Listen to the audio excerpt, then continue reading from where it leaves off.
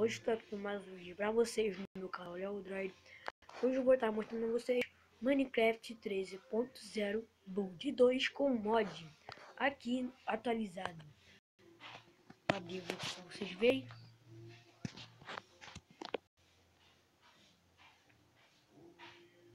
Galera, ó, tem bonecos aqui, agora tem Creepers, roupa nova de Halloween. Vou escolher uma aqui de Enderman, não. Vou botar aqui a de essa daqui, de Enderman. Eu vou botar de Enderman mesmo. Aí vou voltar pra vocês verem. Player. Aqui, galera, ó. Vou botar aqui. Vocês verem. Se inscrevam aí no meu canal, galera. Se inscrevam aí, vocês vão ver vários vídeos legais. Deixa eu carregar aqui.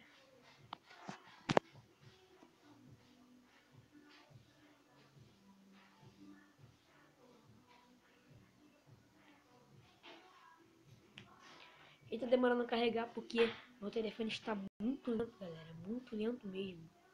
Está muito lento.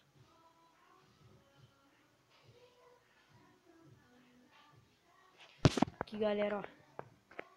Pra vocês verem.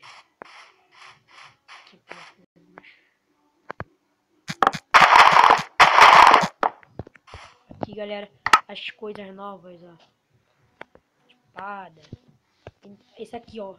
Esse botãozinho aqui, galera, ó. Dei pra vocês. Agora, vocês botam aqui. Peguem a porta de ferro. E deixa eu botar aqui. Aqui em cima. Aí você pega e bota a porta de ferro. Vocês vêm, apertam o botãozinho aqui e apertem.